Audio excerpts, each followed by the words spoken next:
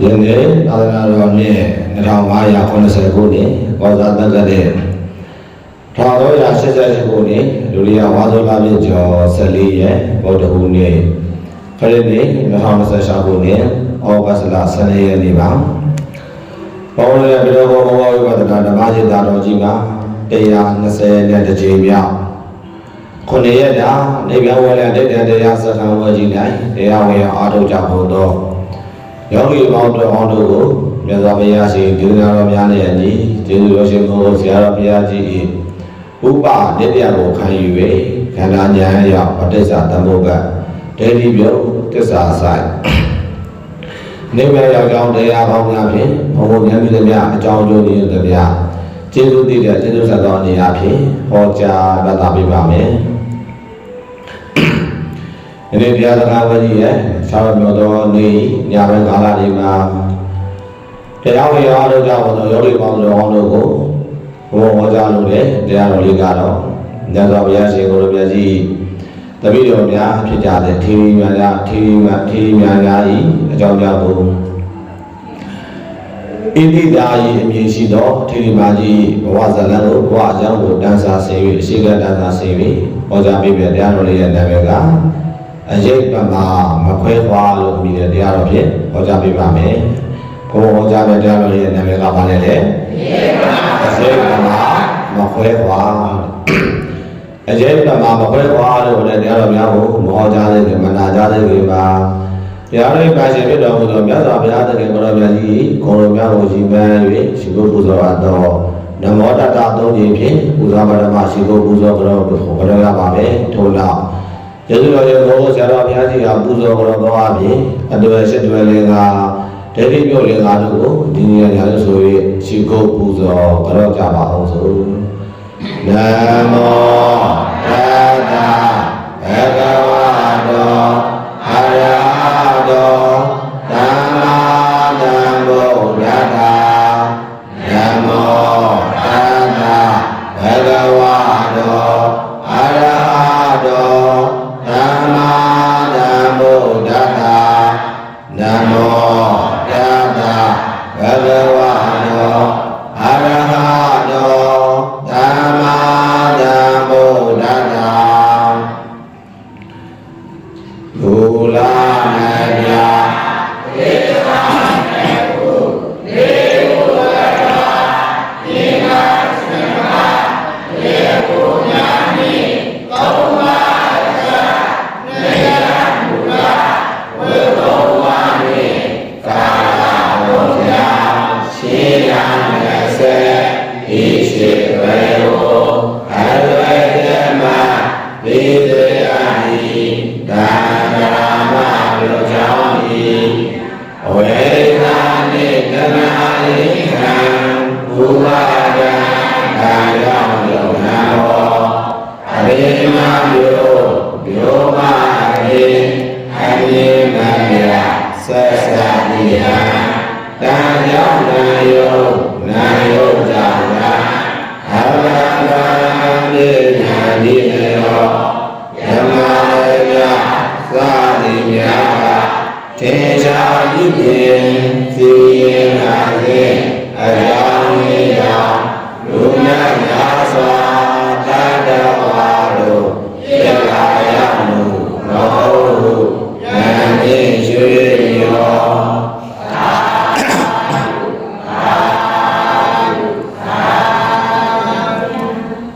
ဘုရားကျေးဇူးသာပြီးတော့ယောဂီပေါင်းတို့ဟောလို့ဣတိဒါယုထေရီမကြီးဘဝဇလံကိုဘဝအကြောင်းကိုရှင်းကားနန္ဒာစေဟောကြားတော့အယိတ်ပမာမခွဲခွာအောင်လို့တရားတော်များကိုစတွေ့ဟောကြားနာကြကြည်ကြမှာဖြစ်ပါတော့ကြောင့်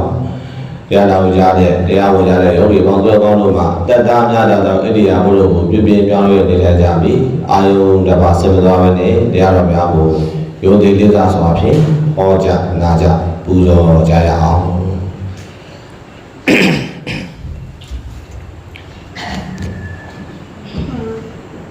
ဘယ်နဲ့ဆိုရဲဘုန်းတော်တရားစကားဝင်ကြီးမှလာတာဘယ်နည်းမြောက်လို့ရောက်လာပြီလဲ6ရက်မြောက်တော့ရရှိလာပါပြီဒီ6ရက်မြောက်တော့နေ့6ရက်တော့ညဘက်ကာလလေးပါဘုန်းဉာဏ်မြင့်များအကြောင်းတို့ဒီလိုတည်းများလား ကျေးဇူးတင်တဲ့ကျေးဇူးဆရာတော်အနေအချင်းအတိညာအတိညာတောင်ဝေကဉာဏ်များဖြစ်ပေါ်နိုင်ပါစေခြင်းကြောင့်ဣတိဒါယထေမကြီးဤဘဝဇလံဘဝအကြောင်းကိုအရှိခံလက်စားဆင်ပြီးရောဘုံဟောကြားပေးမယ်တရားတော်လေးရဲ့နာမည်ကဘာလဲလဲအယိပ္ပမဘောဟောပါလက်စားတင်ဟောကြားနာကြရအောင်အဒါလေနိဝတ္တံတိသုတ်တံလေမိတ္တဘေနဝါဒုက္ကတံဒုက္ကတံကမ္မံသာယဝအနုပါယိနိအာဒါလေနိဝတ္တံတိသုတ်တံလေမိတ္တဘေနဝါ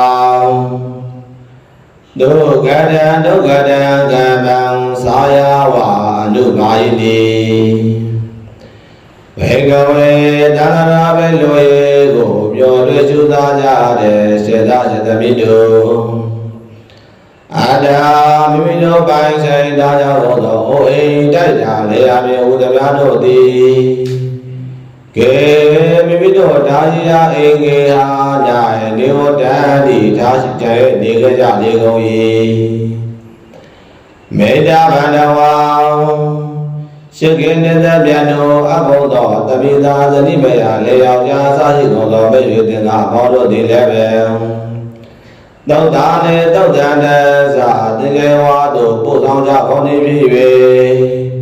နေဝတံတိပြန်၍သွားရလေကုန်၏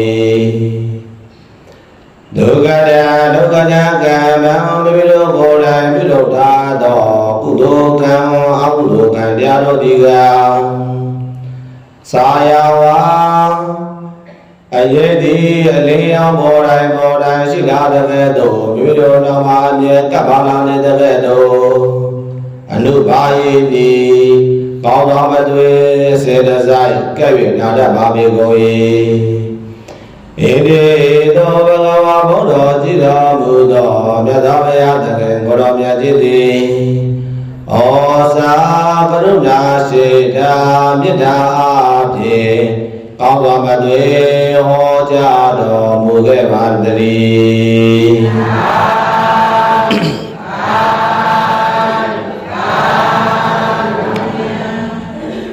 ဒီကရာလေးကိုဘုရားရဲ့ဘုရားကြီးကအတ္တဘေနိဝတ္တံတိသုတ်တံလေဗိဒ္ဓဘေဒဝါတဲ့ဘုန်းတို့တဲ့ပေါင်းပဲယောဂီပေါင်းတော်ဟောတို့ကိုနေရတကားသွားနေရအရာတဲ့အရာတိုင်းလိုက်တဲ့အရာတွေရှိတယ်တဲ့အခုဘုန်းတော်ယောဂီပေါင်းတော်ဟောတွေအခုအိမ်ကနေပြီးတော့ကြောင်းကိုလာပြီးဆိုတော့အိမ်မှာအိမ်ကိုအိမ်တက်တာတွေပစ္စည်းဥစ္စာတွေမထားခဲ့ရဘူးလားထားခဲ့ရတာလားထားခဲ့ရပါလေကိုတဲ့အသုံးတဲ့ပဲအရာတော့မယူခဲ့ရတာဒါမဟုတ်ရွှေ့လို့ပြောင်းလို့ရခဲ့တဲ့အရာတော့ပဲယူခဲ့ရတာဟုတ်ကဲ့လားတဏှာနဲ့တဏှာတို့တစ်မျိုးနဲ့တစ်မျိုးပြောင်းပြီးဆိုရင်အိုးရတဲ့ဓာတ်လေးလဲပြီးနေဘာလို့ခဲ့ရတာလဲထားခဲ့ရတာရွှေ့လို့ပြောင်းလို့မရလို့ကိုသွားတဲ့တရားယူနေတဲ့ဒီဘဝမှာပဲကိုသွားတဲ့တရားကိုရောက်တဲ့တရားကိုတည်သွားနေတယ်ဆိုရင်ဒီပစ္စည်းဥစ္စာတွေကရွှေ့လို့ပြောင်းလို့ရမှာတည်လို့ယူလို့ရတာဘောပါရဲ့လားဒါကဒီဘဝမှာတရားနဲ့တရားပြောင်းတာ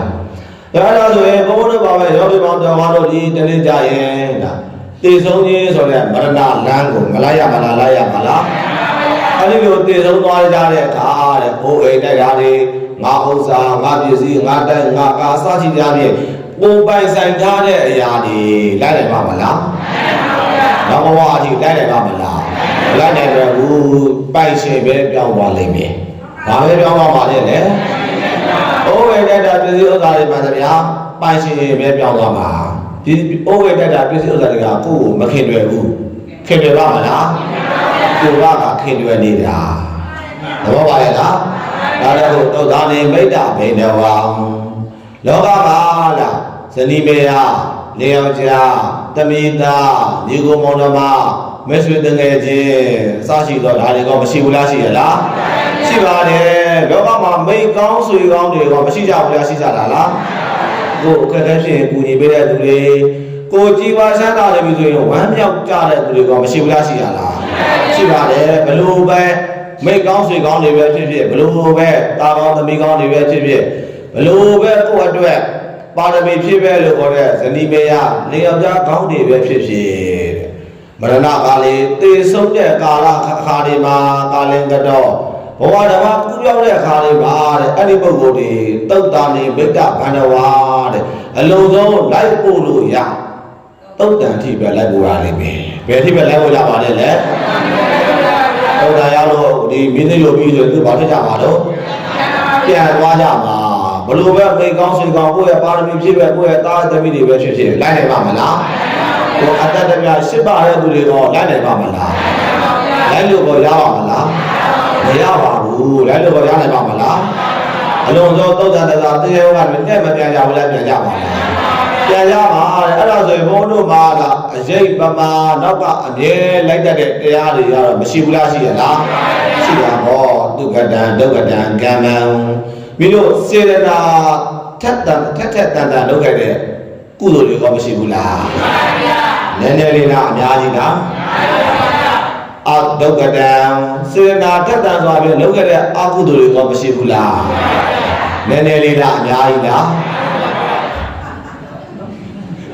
ဒါလည်းများပါပဲလားဒုက္ကတံညမတဲ့ပြီးလို့စေတနာပါလုပ်ခဲ့တဲ့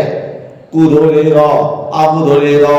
င်းမှုတွေကောမကောင်းမှုတွေကောတဲ့ဒီတရားတွေကတော့စာယာဝအနုပါယိနီကိုယ်တော့ကအရေးလိုက်တယ်လို့လိုက်နေပါဘာလိုက်တယ်လို့လိုက်နေပါနဲ့လေဘုံတို့ဘာလို့ဒီခန္ဓာမနဲ့ပတ်သက်ပြီးတော့အရေးလေးတွေမရှိဘူးလားဒါကလည်းအလင်းရောင်ရှိတယ်ရှိတယ်လို့အရေးတွေမပေါ်လာဘူးလားအလင်းရောင်မရှိရင်ပြောင်းနေတယ်မမြင်နိုင်ဘူးပေါ့ဗျာဟုတ်ရဲ့လားအလင်းရောင်မရှိတဲ့အခါတွေမှာအရေးထွက်မှမမြင်နိုင်ဘူးအလင်းရောင်ရှိလာပြီဆိုရင်အရေးတွေပေါ်လာမှမသိရဘူးလားသိရတာလားဒီရေးတွေဘယ်ကရောက်လာတယ်လို့ပြောလို့ရပါမလားကိုယ်ခန္ဓာရှိပြီးခန္ဓာရပြီးတော့အလင်းရောင်တဲ့ခန္ဓာကိုယ်နဲ့အလင်းရောင်နဲ့တွေ့ရတယ်လို့အရေးတွေမပေါ်လာတယ်ဘူးလားပေါ်လာတတ်တာလားပေါ်လာတတ်ပါတယ်တဲ့အဲ့ဒီလိုပဲအဲ့ဒီလိုအရေးတဲ့တူတဲ့အခွင့်အခါတဲ့ရပြီဆိုရင်အကျိုးပေးဖို့အတွက်စောင့်နေတဲ့ကုသိုလ်နဲ့အကုသိုလ်များတို့ဒီတဲ့အရေးလိုပဲလိုက်နေတယ်။ဘာလိုပဲလိုက်နေရတယ်လဲ။ဒီဘဝမှာလည်းအခွင့်သာရင်အကျိုးပေးဖို့လိုက်နေတယ်။နောက်ဘဝရောက်သွားပြီဘဝသစ်ကိုရောက်သွားပြီဆိုရင်အခွင့်သာရင်အကျိုးပေးဖို့အတွက်မလိုက်နေပါလားလိုက်နေပါလား။လိုက်နေမှာလောကမှာပိုင်ဆိုင်စရာပစ္စည်းဥစ္စာတွေလည်းမလိုက်ဘူးပိုင်ရှင်ပဲပြောင်းသွားမယ်။ရှင်းလာပါပြီရဲ့ခင်လာပါပဲဆိုရသမိသားဇနီးမေယာကိုယ့်ရဲ့ပါရမီဖြစ်ပဲ၄ယောက်ျားတွေဇနီးများတွေကိုကိုယ်တော့လိုက်နိုင်ပါမလားဘယ်လိုလဲတုတ်တန်အထိပဲမလိုက်ခဲ့ပါလားလိုက်ခဲ့ပါလားကိုယ့်အတွက်ဘဝတိုင်းပါနိုင်တဲ့လိုက်နိုင်တဲ့တရားတွေကတော့ဘာနဲ့ပါပဲရှိရတယ်လေကုသိုလ်နဲ့အကုသိုလ်ကောင်းမှုနဲ့မကောင်းမှုနှစ်ခုပဲမရှိဘူးလားရှိတာလားအရေးပမာမခွဲမခွာကိုတော့ကိုလိုက်တတ်တာဆိုလို့ကုသိုလ်နဲ့အကုသိုလ်လည်းရှိတာဘာနဲ့ပါပဲရှိရတယ်လေအရေးပမာမခွဲမခွာလိုက်တဲ့တရားနှစ်ပါးမမရပါလားမရပါလားဘယ်လားဆိုတော့ကပိုင်ဆိုင်တယ်များရှိခဲ့ကြပါပဲရလေဒီပိုင်ဆိုင်တယ်များရှိခဲ့ကြပါပဲရလေဒီပိုင်ဆိုင်တယ်များရှိခဲ့ကြပါပဲရလေဒီတုတ်တံများမှာကိုယ်ဆောင်ကခွဲတာပြန်ကြသည်တုတ်တံများမှာကိုယ်ဆောင်ကခွဲတာပြန်ကြသည်ပြုတိကံတော်အရေးပမောမစွာလိုက်ကြသည်ပြုတိကံတော်အရေးပမောမစွာလာကြသည်ဘုရားမှာအရေးတို့တဲ့လိုက်နေတဲ့တရားကဘာနဲ့ဘာပဲရှိမယ်ကုသိုလ်နဲ့အကုသိုလ်ပဲရှိမယ်ပါရှင်သမ ्या တွေလည်းပဲဘဝတစ်ပါးပြောင်းရွှေ့ကိုယ်တော်သွားပြီဆိုရင်ထားရမယ်ပစ္စည်းဥစ္စာတွေကပိုင်ရှင်ပဲပြောင်းသွားမယ်နောက်ကိုယ်လည်းရှင်းပါခင်ပါဆိုတဲ့တမိသားဇနီးမယားကိုယ့်ရဲ့ပါတွင်ချင်းပဲ၄ယောက်များတွေဇနီးများတွေကလည်းပဲပို့ဘယ်ထိပဲပို့ပါလေလေတုတ်တန်တိပဲပို့ပါနိဝတ္တန်တိထားပြီးအားလုံးမပြန်ကြဘူးလားပြန်ကြတာလားပြန်ကြတယ်တဲ့အဲ့ဒါဆိုကိုယ်တော်မဲ့လိုက်တဲ့အရေးတဲ့တူတယ်ကုသိုလ်နဲ့အာဟုသိုလ်မရှိဘူးလားရှိတာလား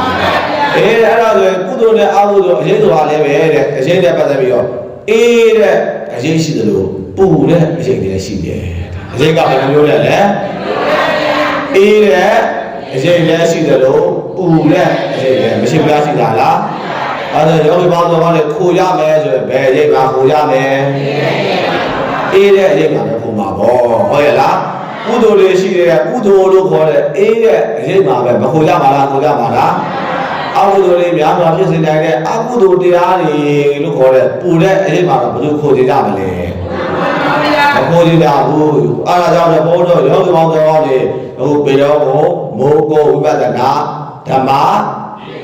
ရိတ်တာဓမ္မရိတ်တာမှာလာရတာဘယ်မှာလာရတာလဲဓမ္မရိတ်တာကိုယ်အိမ်မှာနေတဲ့အခါမျိုးစဉ်းစားကြည့်ပေါ့ပူတဲ့အချိန်နဲ့အေးတဲ့အချိန်ဘယ်လိုရိတ်တွေကပြီးတာများတော့ပူတဲ့ရိတ်တွေကပဲပြီးတာများတာဟုတ်မြဲတဲ့စေအကုသိုလ်တွေမဖြစ်နိုင်ဘူးလားအဲဒီတည်းလို့ပြောရဆိုရဆေးရစူရမောင်းရမရှိဘူးလားရှိတာလားအခုအေဒီမောင်းကြီးတွေပါအစားရှိတရားတွေပတ်ဝန်းကျင်တွေဟောအကုသိုလ်ဖြစ်စရာတွေများစွာမရှိကြဘူးလားရှိကြတာလားခဲလာတဲ့ဘောတော့အေးတဲ့အချိန်နဲ့ပူတဲ့အရေးတဲ့အေးတဲ့အရေးဆိုတာကုသိုလ်တွေကိုပြောတာဒါတွေကိုပြောရတယ်လေကုသိုလ်များများပြုတဲ့သူအေးရိပ်နေရပါပဲဟုတ်ရဲ့လားအကုသိုလ်တွေများများပြုထားတဲ့သူပူတဲ့အချိန်ကိုမခေါ်ပါလားခေါ်ပါလားကိုဆိုင်တဲ့အပင်ရဲ့အချိန်ကိုကိုခေါ်တယ်လို့ပဲကုသိုလ်တွေပြုထားရင်တော့အေးရိပ်မှာခေါ်ပါပေါ့အကုသိုလ်တွေပြုထားပြီဆိုရင်တော့ပူတဲ့အချိန်မှာမခေါ်ပါလားခေါ်ပါလားအဲဒီလိုအကုသိုလ်လေးတွေပူတဲ့အရေးတွေခုံမိပြီဆိုတာဩဘသူကမကောင်းဘူးဘယ်ဘာကမကောင်းဘူးလောကကြီးကမကောင်းဘူးလို့သူများတွေကိုအပြစ်တင်လို့ရပါမလားမရပါဘူးဗျာကိုစိုက်တဲ့အပင်ရဲ့အချိန်မှာကိုယ်မခေါ်ပါလားခေါ်ပါလားမှန်ပါဗျာအဲ့ဒါလည်းပတ်သက်ပြီးတော့ဘုန်းတော်မြတ်စွာဘုရားတဲ့ဘုရားကြီးပွင့်တော်မူစဉ်ခါတော့ကဘောတော်မြတ်စွာဘုရားပွင့်တော်မူစဉ်ခါတော့ကဩဇေနီမြို့မှာတဲ့ဘယ်မြို့မှာလဲဩဇေနီမြို့မှာတထေသမီးဘာရဲ့သမီးတဲ့လဲဒါလည်းဥစ္စာတော့မကြောက်မတာတဲ့မနေရဘူးလားနေရတာလားနေရပါတယ်ဩဇေနီမြို့မှာတထေသမီးဩဇေနီမြို့သူပြည်သားဆိုတာရှောမောလာပါတယ်မှာပါရတယ်အရှောမောအလှပါလေးပေါ့ဗျာသူ့နာမည်ကဣတိဓာကြီးတဲ့ဘယ်သူတဲ့လဲဣတိဓာကြီးဘာကြောင့်ဒီကလေးမလေးကိုဣတိဓာကြီးလို့ခေါ်ရဆိုတော့ဒီကလေးမလေးဒီတဲ့ဝေဝါရင်ကနေပြီးတော့လူမန်းတိတ္တဆအချိန်လေးကနေပြီးတော့သူ့ဘာကြောလာတဲ့ရဟန်းတန်ဃာတွေကိုဝတ်ကြီးဝတ်ငယ်လုပ်ပေးရတာဝါဒနာအရန်ထုံတယ်ဝါဒနာပါတယ်တဲ့ဣတိယတိရဟန်းတို့ဤဓာကြီးကျုံလို့ခေါ်တဲ့အလုံးလုပ်ပြီးတဲ့ဝေယဝတ်စာပေါ့ဗျာသဘောပါရဲ့လားအဲ့ရမှာဒီမျိုးသမီးလေးကိုဒီကလေးမလေးကိုသူ့အိမ်ကိုကြွလာတဲ့ရဟန်းတန်ဃာတွေပဲဖြစ်ဖြစ်ဘေကုလေးတန်ဃာတွေပဲဖြစ်ဖြစ်ကောင်းဆိုရိုးရိုးသွားအဆုံးရွယ်လူတန်းလူပွင့်လေးပဲဖြစ်ဖြစ်ရိုးသေးသေးဆုံးလောင်းတဲ့ရေကတ်တဲ့နေရာထိုင်ခင်းပြီးတယ်အဲ့ဒီလိုနဲ့မနေခဲ့ဘူးလားနေခဲ့တာလားအဲ့ဒါအဲ့ဒီမျိုးသမီးကိုအများကခေါ်လိုက်တယ်ပြောလိုက်တယ်ဣတိဓာကြီးတဲ့ဘယ်လိုလဲနာမည်ကဣတိဓာကြီးဒီမျိုးသမီးလေးတန်ခါဝေယဝဇ္ဇတော်ရင်းနဲ့အချိန်တန်ရွယ်ရောက်လာတော့မိဘတွေကတူတယ်သမီးလေးဆိုတော့စိတ်ချဖို့အတွက်တို့နဲ့ပြည်စည်းဥစ္စာကျေဝါတဲ့သူဒန်းသူရှိတဲ့တထေသားလေးတယောက်နဲ့မပေးစားဘူးလားပေးစားလိုက်တာလားဒါဘုရားပေးစားရတယ်ဆိုတာအိမ်တောင်ချပြီးနေရာချပြီးတယ်ဆိုတာမိဘတွေကသူ့ရဲ့သားသမီးလေးကိုသူတို့မျက်စိကွယ်သွားတဲ့အခါမှာစိတ်ချခြင်းလို့ဟုတ်ရဲ့လားစိတ်ချခြင်းလို့လက်လွဲအပ်တဲ့အနေနဲ့အိမ်တောင်မချပေးတဲ့ဘူးလားချပေးလိုက်တာလားဒီလိုသမီးကလည်းအလိမ္မာလေးပါမိခင်ပါခဲ့မိကောင်းပါခဲ့သားသမီးလေးမိဘတွေလည်းဆုံးပါလေလိုက်တာလေဖားတွေဆုံးပါရင်လည်းလိုက်တာလေသားသမီးတွေမိမဆုံးပါအောင်ဆုံးပါမဟုတ်ဘူးမိမနိုင်ဖားမနိုင်လေမဟုတ်ဘူးလိမ္မာရင်ကြီးတဲ့သူတွေဆိုတော့လူတိုင်းတွေကရွှေမှမတော်ချင်ဘူးလားတော်ချင်ပါတယ်ဒီလိုနဲ့သတင်းသားရောက်တဲ့အိမ်ကြောင်ကြသူ့အမျိုးသားနောက်ကိုလိုက်သွားတာဘောလိုက်သွားတော့အိမ်ရောက်တဲ့ခါမှလည်းပဲမိကောင်းပါခဲ့သမီးလေးအိမ်မှုခေလာတဲ့နိုင်နိုင်နေတန်ရှင်းလေးနိုင်နေမရဖို့တရားကြည်ဖို့စွာဖြင့်မလုပ်ခဲ့ဘူးလားလုပ်ခဲ့တာလားလုပ်ခဲ့တယ်အဲ့ဒီလိုကဒီဣတိဓာကြီးဆိုတဲ့အမျိုးသမီးလေးမရဖို့တရားကြည်ဖို့စွာဘလို့ပဲလုပ်ရတော့လည်းပဲသူရဲ့ရသမားတွေကသူရဲ့မကြီးတွေမတ်တွေကဘလို့ပဲရှစ်ကနှစ်သက်ကြတော့လည်းပဲသူရဲ့လေယောက်သားဖြစ်တဲ့သူရဲ့လေယောက်သားကတော့မကြည့်ဖြူတဲ့ကြည့်ဖြူပဲလားမကြည့်ဖြူဆိုတော့အကြောင်းမျိုးမျိုးရှာပြီးဘာလုပ်တော့မကြည်ဘူးဆိုတော့အကြောင်းမျိုးချပြီးရိုက်မှာပေါ့ဟုတ်ရဲ့လား ဟင်းကိုပေါ်လေးချက်ထားရဲဆိုရင်လေပေါ်လဲဆိုပြီးတော့ငန်းကြီးချက်ထားရဲလေလေးချက်ထားရဲလေငန်းလဲဆိုပြီးတော့ရိုက်တာပဲမရှိပါတော့အပြစ်ကြီးပေါ့ဗျာဟုတ်ရဲ့လားအရှင်ချက်ထားရဲလေအင်းရှင်ရလားဆိုပြီးတော့ရိုက်တာပဲအရှင်ဝင်ချက်ထားတယ်ဟင်းချိုဝင်ချက်ထားတယ်ဒီနေ့အရှင်မရှိရကောင်းတာဘာလားညာလားအကြောင်းပြချက်အမျိုးမျိုးလေးနဲ့မနှိမ့်ဆက်ဘူးလားနှိမ့်ဆက်တာလားဒီလိုနဲ့သူ့မှာတဲ့ဝတ္တရားတွေဘလို့ပင်ကြေပင်ကြေညာတော့လည်းပဲမရဝတ္တရားတွေနဲ့ဘလို့ပင်ကြေပင်ကြေညာတော့လည်းပဲသူ့ရဲ့နေရာပြားကနှိမ့်ဆက်နေပြီဆိုတော့ဒီမျိုးသမီးလေးအိမ်မှာနေနိုင်ရဲ့လားနေနိုင်ဘူးမနေနိုင်တဲ့တစ်လနှစ်လလောက်နေတော့ဒီဘာတွေကအိမ်ပြားပေါ်ကွဲရောပေါ့ဗျာဟုတ်ရဲ့လားနှိမ့်ဆက်တဲ့မှာခံရတော့ဘာဖြစ်တော့ကွဲရောပေါ့ဒီလိုကဒီမျိုးသမီးတွေသူ့အိမ်ပြန်ရောက်သူ့အဖေဖေထိုင်ပြန်ရောက်အိမ်ပြန်ရောက်တော့လည်းပဲသူ့ရဲ့ဝတ္တရားတွေအတိုင်းဆုံးလာတဲ့ဦးဇင်းတွေရောပွေနေရောလာရိုးသေးသေးနေရာတိုင်းရဲ့ပြဆုံးတော့အိမ်ဦးကိစ္စတွေကြီးကြီးပုံလုံးကြီးကြီးတဲတဲဝင်းဝင်းချောချောလာလာလေးပေါ့ဗျာအဲ့ဒီလိုနဲ့သူနေရာလိုက်တာမိဘတွေကပထမတကလေးလိုပြတာတော့ကာမကောင်းလို့နေပါနောက်တစ်ခါတော့အာသမီးရေငါသမီးတက်တဲ့သဘောကျတဲ့သူနဲ့ချာပြီးတော့ပေါင်းသစ်ပါမေတို့မျက်စိမကွယ်ကလေးပါမြေရှိခြင်းပြီးတော့လားစိတ်ရှခြင်းပြီးတော့မတိုက်တုံးလားတိုက်တုံးလားအဲ့ဒီလိုနဲ့တိုက်တုံးတော့တဲ့ဒီမျိုးသမီးလေးမကြပါဘူးဗျာသူနဲ့ဘယ်လိုလဲရှစ်တိုက်ပြီးတဲ့တထေးသားတယောက်နဲ့အိမ်တောင်ကြာရောဘာဖြစ်ပြီးတဲ့လဲအိမ်တောင်ကြာရောဒုတိယအိမ်တော်မကြောက်ကြတာလားဆိုတော့သူရဲ့အိမ်တော်တော့သူ့ရဲ့လင်တော်တော့လက်သွားတယ်အရင်တည်းကရင်ချင်းချင်းတကယ်ပဲအိမ်ဦးကိစ္စနိုင်တဲ့ရိုးသမီးလေးအိမ်ရောက်ပြီးသူ့ယောက်ျားကြီးသူ့လင်ယောက်ျားအိမ်နောက်ကိုရောက်တဲ့အခါမှာလည်းပဲမရဖို့တရားတွေနဲ့ကြေပုံဆောင်မနေဘူးလားနေရလားအိမ်ဦးကိစ္စတွေနဲ့လုပ်တယ်အိမ်ဦးကိစ္စကြေပုံဆိုတော့ယောက်ပတိတွေရောက်ဟိုမှာတွေကနှစ်သက်မြတ်လို့ကြတာပေါ့တော့ပါရဲ့လားအဲ့ဒီလိုနဲ့ဘလို့ပဲသူ့ဘက်ကတာဝန်ပေါ်တရားတွေကြေပုံဆောင်နေပြီးနေကြတော့လည်းပဲမရဖို့တရားတွေနဲ့ကြေပုံဆောင်နေပြီးနေကြတော့လည်းပဲသူ့ရဲ့တယောက်ကြားနေတဲ့ပုဂ္ဂိုလ်ကမကြည့်ဖြူတဲ့ကြည့်ဖြူရဲလားမရှိပါတော့အတိတ်တည်းကြီးပဲပေါ့လားစိတ်ကြီးပြောင်းပါတယ်စားရတော့ရှင်းလို့တဲ့လူရလည်းကြတော့အချိုးတွေပြောင်းစိတ်တွေပြောင်းပြီးတော့မကြည့်ဖြူမရှိပါတော့အတိတ်တည်းကြီးပဲဆိုတော့ရိုက်တယ်လက်တယ်နှိမ့်ဆက်တယ်အမျိုးမျိုးနဲ့မခံရဘူးလားခံရတာလားဒီလိုနဲ့မျိုးမျိုးသိခံရပြီးနေပြီးနေရတော့နောက်ဆုံးမခံရတဲ့အဆုံးမခံရတဲ့အဆုံးအိမ်ကိုထွက်ပြေးသူ့အိမ်ကိုထွက်ပြေးကွဲပြန်ရောဒုတိယအိမ်ကဘာဖြစ်ပြီတော့ကွဲပြန်ပြီဘုရားရဲ့ခြင်းမုန်းခြင်းများတော့လည်းပဲသူ့ကိုမရှိမတဲ့သူနဲ့တွေ့ပြီဆိုတော့အိမ်တော်တွေဘကွဲရမလားဘကွဲရတာလားဒီလိုနဲ့ဒီအမျိုးသမီးတွေဣတိတာရဲ့အမျိုးသမီးတွေဒုတိယအိမ်တော်တွေကွဲပြီးအိမ်ပြန်ရောက်တော့မိဘတွေရောသူ့ကိုယ်တိုင်ရောရှက်စရာတွေကောင်းလာတာပေါ့ဟုတ်ရဲ့လားအဲ့ဒါဘယ်တစ်ဆက်ကြာသွားပြီတော့20ကြီးကြာသွားပြီဒီလိုတက်သူနေရလိုက်တာမိဘတွေကငါတို့လည်းအသက်ကြီးပြီငါတို့မသိခင်ငါတို့ပစ္စည်းဥစ္စာတွေထိန်းသိမ်းဖို့အတွက်ငါတို့ရဲ့သမီးလေးကိုစောင့်ရှောက်ဖို့အတွက်ဆိုပြီးတော့မိဘတွေကသူတို့အိမ်မှာရှိတဲ့အလုံသမားကျွန်းယောက်ျားလေးနဲ့ပေးစားလိုက်တယ်ဘယ်သူလဲပေးစားလိုက်တာတော့သူတို့အိမ်မှာလုပ်တဲ့အခိုင်းအစင်လေးပေါ့ဗျာဟောသူရှိကတထည့်နေမလို့နှိမ့်ဆက်နေတာအနိုင်ကျင့်နေတာငါတို့အိမ်မှာအလုံးလုံးတဲ့သူငါတို့ရဲ့အခန်းစဉ်အလုပ်သမားဆိုရင်တော့သူကတော့ကြည်ဖြူမှာပဲဆိုတဲ့သဘောနဲ့မပေးစားလိုက်ဘူးလားပေးစားလိုက်တာလားပေးစားလိုက်ပါတယ်အဲ့ဒီလိုပေးစားလိုက်တော့လည်းပဲဒီသူတို့ကြော်ကားလေးပေါ်လာသူအရှင်နေရာနေရာမှာပြည်ကြီးဘဝတာဝန်ကြီးဘဝလုပ်ပြီးတယ်ဣတိတာရဲ့ဘုရားမိကအိမ်ဦးကိစ္စနိုင်နေနေတဲ့မရဖို့တရားကြည်ပေါ်စွာမလုပ်ပြုတ်လားမပြုစုဘူးလားပြုစုရလားပြုစုပါတယ်တဲ့ဘလို့ပဲပြုစုရတော့လည်းပဲသူတို့အိမ်မှာရှိတဲ့အခန်းစဉ်ဖြစ်နေတာတဲ့သူ့ရဲ့လေယောက်ျားကကြာတော့မကြည်ဖြူတော့ဘူးတဲ့ကြည်ဖြူရတဲ့လားအိမ်မှာအခန်းစဉ်ဘာမှမရှိတဲ့လူကလည်းပြောတာပြည်စုံကပြည့်စုံနေလာရပြီဆိုတော့ဘုလို့လောကဒုက္ခတွေအတိုင်းအတော့စားလေးတွေကလည်းပါလာမယ်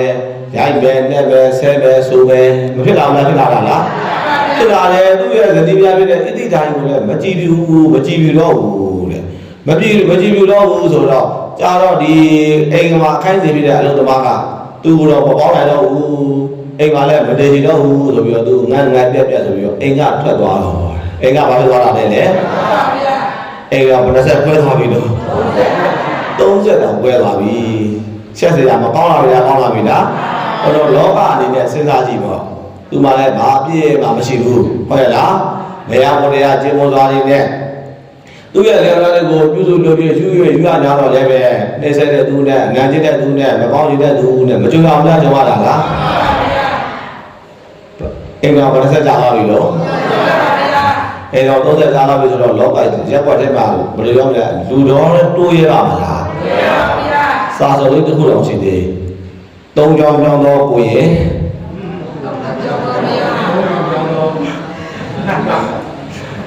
ဘယ်သူမှအထင်မကြီးတော့ဘူးတဲ့အဲ့ဒါဘောတော့စာစကားတွေပါလဲပဲဟိုဘက်ကျောင်းသွားစာစကားတွေသွားစီကမ်းစီကမ်းတွေမထိုင်သေးမဆောင်ရှောင်းနှင်ထုတ်နောက်တစ်ကျောင်းသွားနေတယ်စီကမ်းတွေမလိုက်နိုင်မဆိုးမနိုင်တော့အယောက်ကလည်းနှင်ထုတ်နောက်တစ်ကျောင်းသွားအဲ့ဒီကျောင်းမှာရှိတဲ့စီကမ်းတွေကမလိုက်တာစာတွေလည်းမလိုက်နိုင်နှင်ထုတ်အဲ့လိုတော့ဘယ်เจ้าမှလက်မခံတော့ဘူးသိလာပြီကိုဘယ်เจ้าမှဘယ်လိုနေတော့ဒါစီကားမရှိလို့ဘောတော်စာသားတွေပါဆိုလို့ရှိရင်ကို့မှာအုတ်ထိမဲ့သူဆိုတဲ့ဉာဏ်တစ်ပါးကိုရှားရတယ်သူကလည်းဆိုးတဲ့သူဆိုတော့နာမည်ပဲပြတ်ထားမလဲဒီလိုနဲ့ရွာပြန်ရောက်တော့ဗျာလူထွက်ပေါ့ဗျာလာသုံးကြောင်းတော့ကိုရသုံးလေပြောင်းတော့ဒီပေါ်လူသားတွေကအကဲရခံတယ်အချီစားခံရတာတွေမဖြစ်နေပါလားဖြစ်နေပါလားကနာစရာမကောင်းလားကောင်းရလားဣတိဒါရဲ့အမျိုးသမီးလေးဘယ်လိုလေးရလဲတို့တွေကလည်းရှောမောပါလေပြည်စည်းဥစ္စာတွေကလည်းရှိကြပါတယ်သူ့ရဲ့အမျိုးကလည်းပဲတထေးမျိုးရိုးဝေးတော့တူတဲ့သမီးလေးဘယ်လိုသမီးလေးလဲတူတဲ့သမီးလေးသူ့ဘကရှုပ်ရင်းချက်တွေမရှိပြီမရှိကြတော့လည်းပဲသူနဲ့မပေါင်းဘူးရှစ်တဲ့စိတ်တွေမရှိပြီးတော့ဒါနာမည်ပြည့်ဖြစ်မကြံပြုံရကြံခဲ့တာလားဒီလိုနဲ့ပဲသူ့အိမ်အောင်တော့အပြည့်လည်းမထွက်ရဲတော့ဘူးဗျာလားတော့အိမ်အောင်30တောင်ကြာခဲ့ပြီကိုအဲ့ဒီလိုနဲ့သူ့အိမ်မှာနေပြီးတော့တန်ခါဝေယဝဆဗုဒ္ဓဝေယဝဆတွေတော်ရင်းနဲ့နေလာတဲ့အခါမှာတနေ့တော့ခါမှာတဲ့ဘသူပဲဒီသူတို့အိမ်ကိုစွန့်ကကြွလာတဲ့ဇိနာတတထေရီမာကြီးနဲ့ရဟန်းမကြီးနဲ့တွေ့ရတယ်ဘယ်လိုလဲတွေ့ရတာလဲရဟန်းမကြီးတွေ့ရပြီဆိုတော့အမျိုးသမီးရှိဆိုတော့သူ့မှာဖြစ်နေတဲ့ဒုက္ခတွေကိုတော့ပြောရင်းဆိုရင်မေးခွက်ရင်းနဲ့သူ့မှာဖြစ်နေတဲ့အကြောင်းတရားတွေကိုမရှောင်လိုက်တော့တာလားရှင်ပါသူကတော့ဒီလိုပဲဘယ်လိုဘုရားတွေပြည့်စုံရတော့လည်းပဲတအိမ်တောင်နေတောင်တော့အိမ်တောင်ဒီပြီးတော့ပြရတယ်ဗျာအဲ့တော့ဘယ်မှလည်းမသွားရဲဘာမှလည်းပြောရဲဆက်စလုံးချင်းနေရပါတယ်ဗျာလို့အမျိုးသမီးရှင်း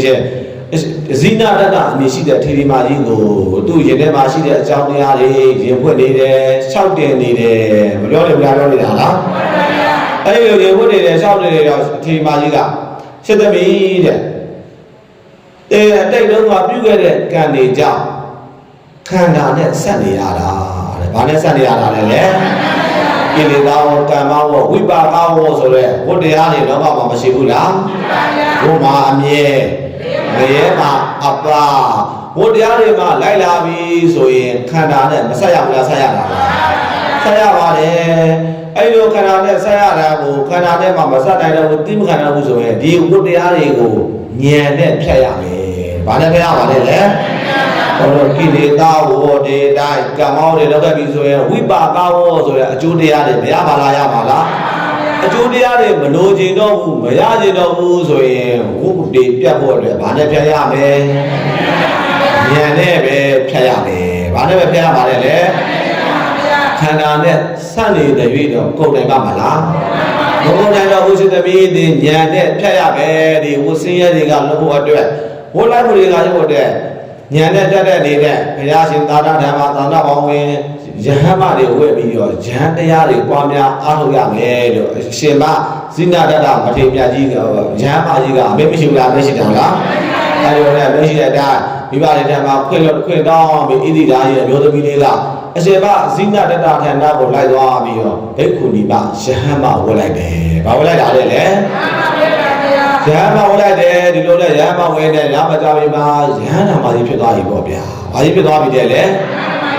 ရဟန္တာမာကြီးဖြစ်သွားပြီဆိုတော့သူသေးတာငငယ်ရွယ်နဲ့ရဟန္တာမလေးပဲရဟန္တာမာကြီးဖြစ်ရတယ်ပြီးတော့လာတဲ့မျိုးကလည်းဆက်လာတဲ့မျိုးရိုးကလည်းရှောပေါ်လာပါတယ်သူ့နောက်ကျောင်းနေမေးလိုက်တော့နောက်ကျောင်းဘဝတွေကကောင်းခဲ့ရလားအိမ်တော်30ကြားရရတယ်ဆက်စပွဲတဲ့လောကကြီးမှာမနေခဲ့ရဘူးလားနေခဲ့ရတာလားအဲ့ဒီလိုနေခဲ့ရတာငါကြမှာဘာလို့ဒီလိုဖြစ်ရပါလဲလို့သူ့ကိုယ်သူပြန်မစင်ကြဘူးလားစင်ကြတာလားမလူဝမညတိပါလောယာဝပါပန္နာပစ္စတိယတံသပစ္စတိပါပံဘာလောဒုက္ခနိကစ္စတိဟောတော့မကောင်းမှုတွေကိုယ်တိုင်လုပ်ခဲ့ပြီးတော့မကောင်းမှုတွေကိုယ်တိုင်ခံစားရပြီကိုယ်တိုင်တွေ့လို့ရပြီဆိုရင်လောကလူတွေပြောတဲ့အတိုင်းလောကကြီးကမတရားဘူးလို့မပြောကြဘူးလားပြောကြပါတယ်လောကကြီးကမတရားဘူးဘယ်လိုက်တယ်အစာရှိတရားအဖြစ်မပြောကြဘူးလားပြောကြတာလားအခုဣတိဓာယထေရီမာကြီးဣတိဓာယရဟန္တာမာကြီးသူ့ဘဝအကြောင်းကိုကြည့်လိုက်တော့တဏှာစရာဟောမကောင်းဘူးလားမှန်ပါဗျာတဏှာစရာဟောမကောင်းဘူးလားဘုသူ့မှာကျင့်ဝတ်တွေမပြတ်လားတော့လည်းပဲသူ့ရဲ့ကံတရားတွေအတိုင်းအိမ်တော်30ကြာနေရတာဟုတ်လားလောကမှာဆက်စရာလည်းကောင်းတယ်တဏှာစရာဟောမကောင်းတယ်ဘူးလားကောင်းတယ်လားကောင်းနေတယ်အဲ့ဒီလိုတဏှာစရာကောင်းတော့တရားရဟန်းတွေကမေးကြတာပေါ့ရဟန်းတွေကအရှင်မဘာကြောင့်ရဟန်းတွေဝင်လာတာလဲဒီအကြောင်းပြတွေကဘာကြောင့်ဖြစ်ပေါ်လာလဲလို့မမေးကြဘူးလားမေးကြတာလားမေးကြတော့ဒီထေရီမာကြီးကသူ့ဘဝအကြောင်းကိုအတိတ်တုန်းကအကြောင်းကိုသူ့ကိုယ်တိုင်ပဲပြောခဲ့တာပါဘယ်သူကလည်းပြောရတယ်လဲသူကတံဒုက္ခတံကမ္မဆာယဝနိဗ္ဗာန်ဤတဲ့အဲ့ဒီတုန်းကပြုခဲ့တဲ့ကုသိုလ်ကောင်းမှုတွေကြောင့်တဲ့တထေသမီးဖြစ်ရတယ်ချောမောလာပါတဲ့ဘဝဖြစ်ရတယ်အရဟတမေအရဟတဘုရားသာသနာနဲ့ကြုံရတယ်ယဟန္တာထေရီမာကြီးမဖြစ်ခဲ့ဘူးလားဖြစ်ခဲ့တာလားအေးရိတ်မှာပို့ခဲ့ရတာဘယ်မှာပို့ခဲ့ရတာလဲအခုတော့ဆိုအိမ်တော်တွေကြားပြီးတော့လောကမှာရှက်ဆက်ပဲဖြစ်ခဲ့တဲ့အကျိုးရှက်ဆက်ပဲဖြစ်ခဲ့တဲ့အမှုတွေကိုမကြုံခဲ့ဘူးလားကြုံခဲ့တာလားဒါတွေကတော့အပူရိတ်မှာပို့ခဲ့ရတာတဲ့ဘယ်မှာပို့ခဲ့ရတာလဲဒုက္ခတံကမ္မဆာယဝအနုပါယိနိမကောင်းမှုအကုသိုလ်တရားတွေကလည်းပဲအကျိုးပေးဖို့အတွက်အရေးလိုပဲမိလို့တော့မှမလောက်နေဘူးလားလိုက်နေတာလားထေရီမာကြီးကသူ့ဘဝသူပြန်လည်းပြီးပြောကြပါတယ်မာတဲ့ရေတုံးကဝိပဿနာမြတ်စွာဘုရားရှင်လက်ထက်တော်အခါတုန်းကရွှေပဒိန်တယ်ဖြစ်ခဲ့တယ်ရွှေကုန်တယ်ကြီးပေါ့ဗျာဘာပုဂ္ဂိုလ်ကြီးတဲ့လဲဘုရားရှင်တဲ့ဆိုတော့ဝိပဿနာဘုရားရှင်လက်ထက်တော်အခါတုန်းကရွှေကုန်တယ်ကြီးမဖြစ်ခဲ့ဘူးလားဖြစ်ခဲ့တာလားအဲ့ဒီတော့ကရွှေကုန်တယ်ကြီးဖြစ်တဲ့အတိုင်းဘုရားရှင်ဘုရားဓမ္မစွမ်းသင်္ကန်းကြောင်းစေပစ္စည်းလေးပါးတွေတဲ့ပြည့်စုံမလူခဲ့ဘူးလားလူခဲ့တာလားဒီတရားရှိတဲ့အတိုင်းကိုယ်တွေပြုခဲ့တယ်ပါရမီတွေမစီးပူးခဲ့ဘူးလားစီးပူးခဲ့တာလားစီးပူးခဲ့တယ်အဲ့ဒီလိုပါရမီတွေစီးပူးခဲ့ပြီးတော့နောက်တစ်ဖက်မှာသူကရွှေကုန်တယ်လည်းဖြစ်တယ်ရွှေကုန်တယ်ဖြစ်တယ်ရွှေတထိပ်လည်းဖြစ်တဲ့အတွက်ကြောင့်လေကာမေတုမိစ္ဆာစာရတန်ကြီးကျူးလွန်ခဲ့တာဘာလဲကျူးလွန်ခဲ့တာလဲကုသိုလ်လည်းလုပ်တယ်အကုသိုလ်လို့တွဲပြီးမပါအောင်လားပါအောင်လားပါကုန်လားသူဒီအဲ့တဲ့ကဒနာမန်ပစ္စည်းမှန်နေရှိပြီလားရွှေကုန်တယ်လည်းဖြစ်တယ်ဘုရားရှင်ဓမ္မပစ္စည်းလေးပါပဲတော့ပါလူတန်းတဲ့သူကြီးဆိုတော့တတိယရဲဆိုတော့လူတန်းတဲ့သူဆိုတော့အများကထင်းနေပေါ်ကြော်ကြားမဖြစ်တယ်ဘုရားဖြစ်နေတာလားအဲ့ဒီလိုဖြစ်နေတော့သူ့မှာဒနာမန်နေပြပေါ်လာတယ်ပစ္စည်းဥစ္စာရှိတယ်ပစ္စည်းမှန်တယ်မတက်တာဘုရားတက်တာလားတက်တာပါလေတဲ့သူဘလို့တိုးခဲ့တာလဲဆိုတော့လောကမှာတဲ့ငွေကြေးပတ်စံပေးပြီးဖြည့်ဆည်းလို့မရတဲ့မိန်းကလေးဆိုတော့မိန်းမတယောက်မှမရှိခဲ့ဘူးလို့သူမာန်မာနတွေဖြစ်ခဲ့တာ။ဘာတွေဖြစ်ခဲ့တာလဲမာန်မာနတွေဖြစ်ခဲ့တာပတ်စံပေးပြီးတော့ဖြည့်ဆည်းလို့မရတဲ့မိန်းကလေးမိန်းမတယောက်မှမရှိဘူးလို့သူ့ကိုယ်သူမထည့်သွားဘူးလားထည့်သွားတာလား။အဲ့ဒီလိုလေလောကမှာသူရွှေပရိပိုင်ဆိုင်တဲ့အတိုင်းပစ္စည်းဥစ္စာတွေကပေးပြီးတော့ဖြည့်ဆည်းခဲ့တဲ့အမျိုးသမီးတွေအများကြီးဖြစ်ခဲ့တယ်။အပြိုမဆန်အိုမဆန်တကူလန်မို့ဆုံးဖဘာမှမကြံပေါ့ဗျာဟုတ်ရဲ့လားကာမီတုမိစ္ဆာစာရကံနေမကျူးလွန်ခဲ့တာလားကျူးလွန်ခဲ့တာလားကျူးလွန်ခဲ့တာအဲ့ဒီလိုကာမီတုမိစ္ဆာကံသူလည်းဘောပြန်လို့လားတီသွားမိသွားပြီဆိုရင်လည်းပဲဒီမင်းလေးဘက်ကအရှက်ရတဲ့သူတွေအရှက်ရတဲ့အပြိုလေးတွေမင်းလေးကမရှိနိုင်ဘူးလားရှိနိုင်တာလားဟုတ်တော့ဘုအိမ်တော်ရှင်တွေနဲ့ဖောက်ရပြီးတော့ကြောင့်အိမ်တော်ရှင်တွေနဲ့ပွဲဟဲပြဲဟဲပြီးတော့ကလေးတွေကလည်းပဲတော့အမေမရှိအဖေမရှိဖြစ်သွားတဲ့မိသားစုတွေပြိုပွဲသွားကြတဲ့သူတွေကမဖြစ်နိုင်ဘူးမရှိနိုင်ဘူးလားရှိနိုင်တာလားရှိနိုင်တယ်တခုလည်းပေါ့အစားရှိသည့်အားဖြင့် ဒီတလေးကိုအကြောင်းပြုပြီးတော့လောကမှာအရှက်ရတဲ့သူတွေကအနာရောဂါဖြစ်သွားတဲ့သူတွေကအိမ်တော်ရှင်တွေကွဲပြဲပြီးတော့တာရသမီးများပြီးတော့ခေါ်စရာမရှိတဲ့သူတွေကမဖြစ်ခဲ့ဘူးလားဖြစ်ခဲ့တာလားဘာကံကျူးလွန်ခဲ့တာလဲဆိုတော့ကာမေတုမိစ္ဆာစာရကံကျူးလွန်ခဲ့တာတဲ့ဘာကံကျူးလွန်ခဲ့တာလဲအဲ့ဒီလိုကာမေတုမိစ္ဆာစာရကံတွေကျူးလွန်ခဲ့တဲ့အတွက်ကြောင့်တဲ့ဘဝတိုင်းကအဲ့လိုအရေးမြဲကြီးကြိုက်ပြီးတော့အကျိုးတရားတွေပေးခဲ့တယ်။ဘာတွေပေးခဲ့တာလဲလဲ။အကျိုးတရားတွေပေးခဲ့တယ်။ယခုဘုရားရှင်တော်ကြီးရဲ့ပွင့်တော်မူစဉ်ကာလတွေမှာအိမ်တော်ရှိအိမ်တော်30အဖြစ်မကွဲရဘူးလားကွဲရတာလား။သူက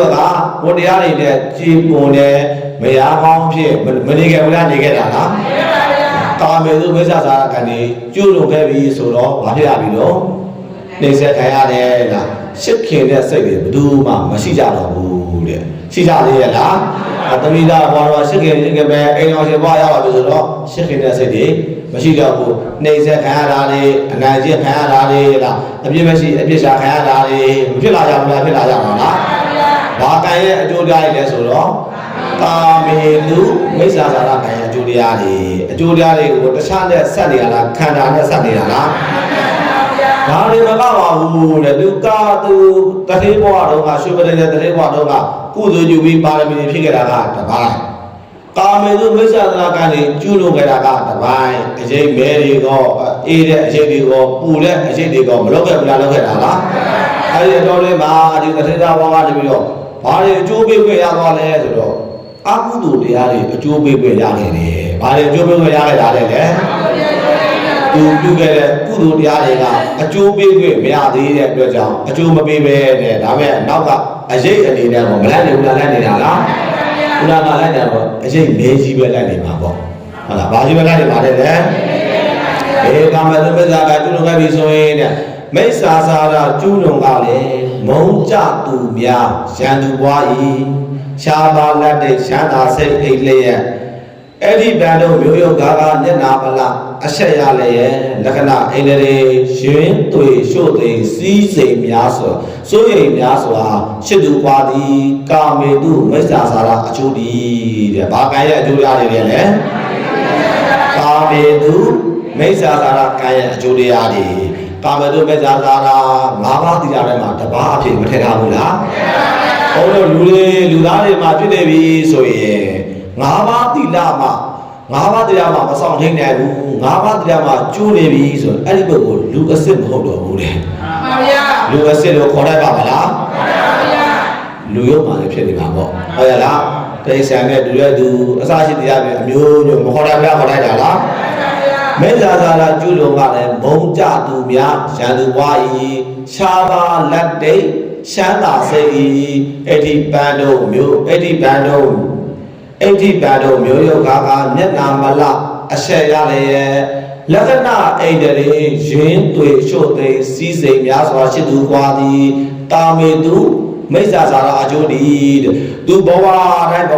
ကာမေတုမိစ္ဆာစာကကျွလွန်ကြတဲ့အတွက်ကြောင့်မုံကြသူများတဲ့လူမုံများခဲ့တယ်ဘာဖြစ်ခဲ့တာလဲလူမုံများခဲ့တယ်မြင်နာနဲ့အတန်ကြာတဏှာရုပ်မြင်ရှိခဲ့မဟုတ်အတန်ကြာမုံကြီးတွေပေါက်နေတာရုပ်မြင်မုံကြီးစိတ်တွေပေါက်နေတာဟိုလိုလောကမှာရှိတယ်တချို့လူတွေ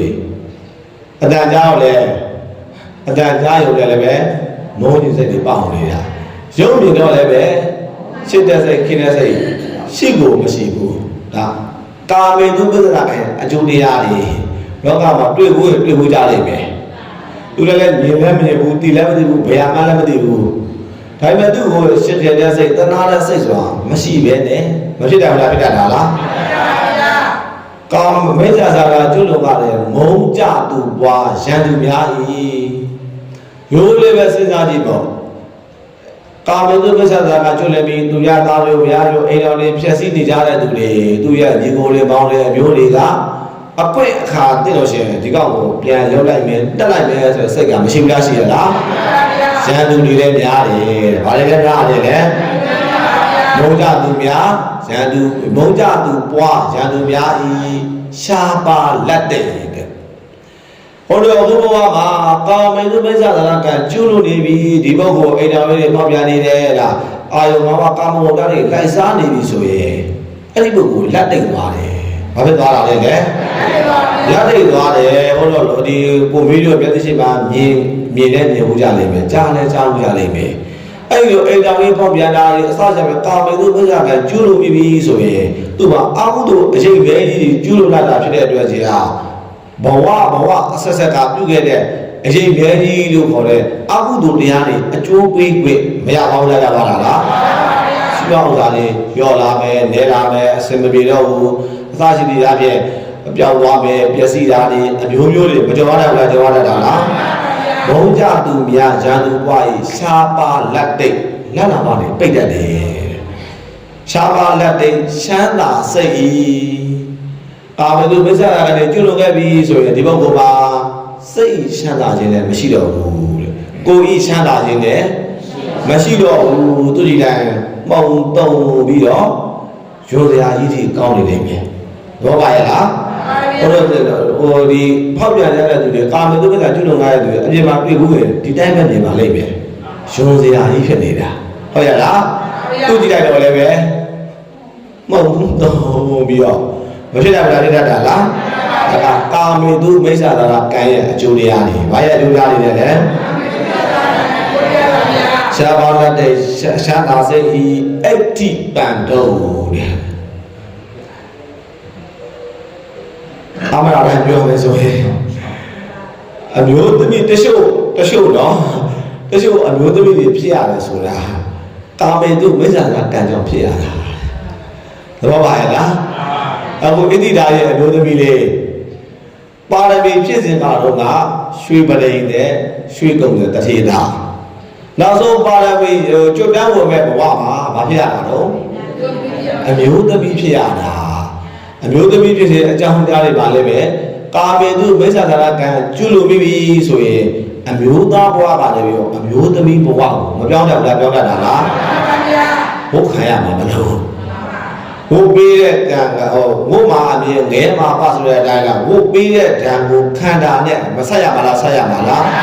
ဆက်ရမှာရုပ်စွာဆုံးကိုဣတိဒါရဲ့ဘုဒ္ဓမီလေးတထေသားတဲ့သဘောတတ်တာထားပါဦး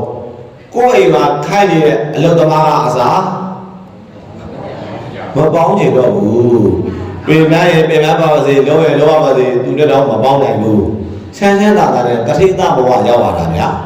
ဟုတ်လို့မျိုးလေးစဉ်းစားကြည့်တော့ဟုတ်လားဒီအလုသမားနေရာကနေပြီးဒီကြိုယောက်ျားနေရာနေပြီးစဉ်းစားကြည့်ပေါ့သူများခိုင်းတာလောရတဲ့ဘောကနေပြီးတော့တထေးကြီးဘဝတထေးရဲ့ကြောတထေးကြီးဖြစ်ရတာမကောင်းဘူးလားဒါပေမဲ့မဖြစ်စေဘူးတဲ့မပေါင်းရဘူးရှိခဲ့စေလည်းမဝင်နိုင်ဘူးအရင်လိုပဲလားတဲထဲမှာပဲနေရခမင်းကြပဲစားရဆိုပြီးတော့မကွဲဆောင်ဘူးလားကွဲတာလားဒီကောင်တော်မိုက်တယ်လို့ပြောရမယ်သဘောပါရဲ့လားဒါပေမဲ့ဒါပြုသူအသက်ဖြစ်သူအဟောင်းဣတိတာရဲ့မျိုးသမီးတွေသူကာမေတုမိစ္ဆာသရကံတွေအတိုင်းမဖြစ်ရဘူးလားဖြစ်ရတာလားမျိုးသမီးဖြစ်ရတယ်ဒါလောကမှာအိမ်တော်ဆက်တွေများလာပြီဆိုရင်ရှက်เสียရတယ်ပေါင်းတာပေါ့ဗျာဟုတ်ရဲ့လားပြောလူများရဲ့အထင်သေးခံစကားတွေအကဲခံတဲ့စကားတွေတော့အပြောမခံရဘူးလားပြောခံတာလားအမျိုးသမီးဖြစ်ရခြင်းတွေလည်းပဲဒီကာမေတုမိစ္ဆာကံကျွလို့ခြင်းတွေမပေါလားပါလားနောက်တစ်ခုအဋ္ဌိပန္တုတဲ့ပန္တုဆိုတာဟိုမရောက်ဒီမရောက်ပြောတာတော့ပါလားဟိုမရောက်ဒီမရောက်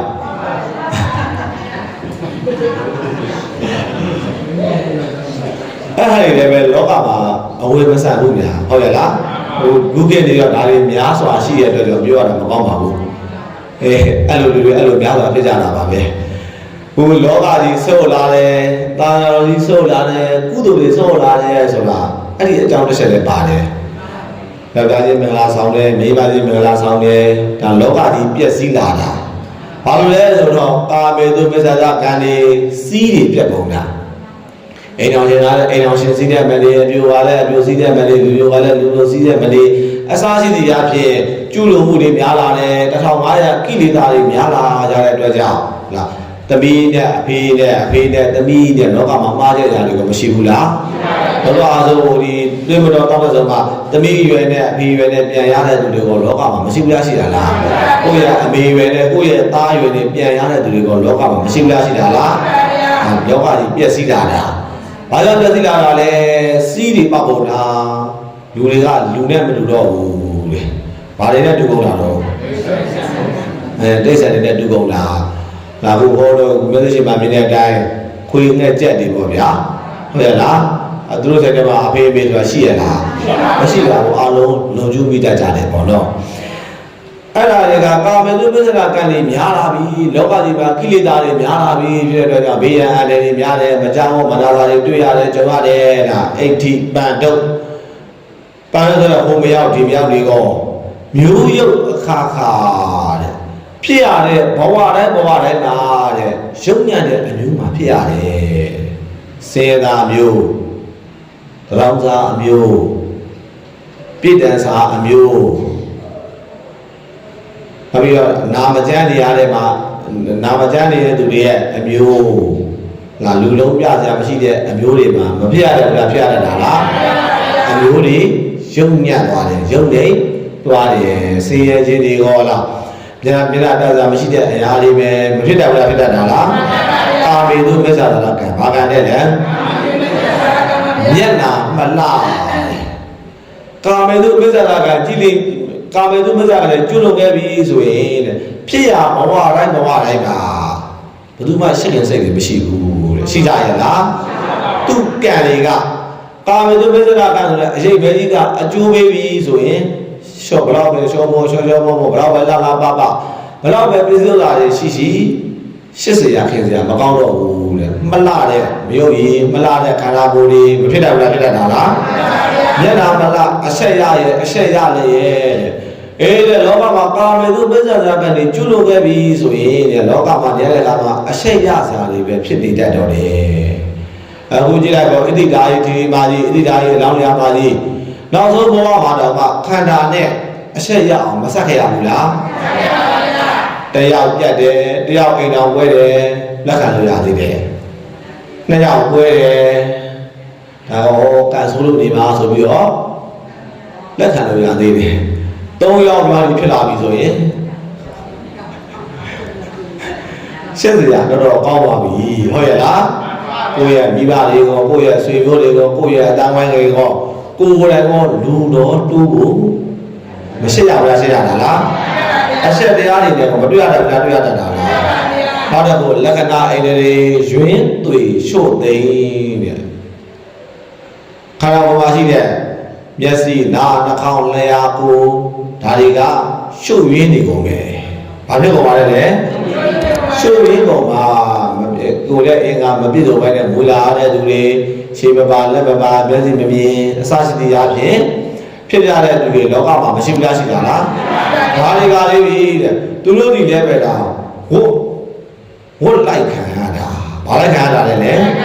ဘုရားတွေအတိုင်းဒါကိလေသာဝကမ္မဝတ်တွေလုပ်ခဲ့တဲ့အတိုင်းဝိပါကဝတ်အကျိုးတရားတွေမခံစားရတာလားခံစားရတာလားလက္ခဏာအင်းတွေရင်းသွေရှို့သိစိုးရိမ်များစွာ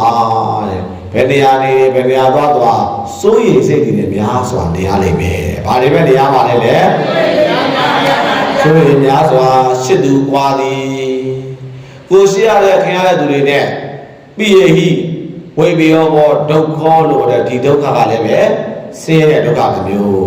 ကိုရှိတဲ့လူတွေနဲ့ခင်တဲ့သူတွေအတူမနေရဘူးကွဲကွာနေရတယ်တေကွဲတော်လည်းကောင်းရှင်ကွဲတော်လည်းကောင်းကွဲကွာနေရတယ်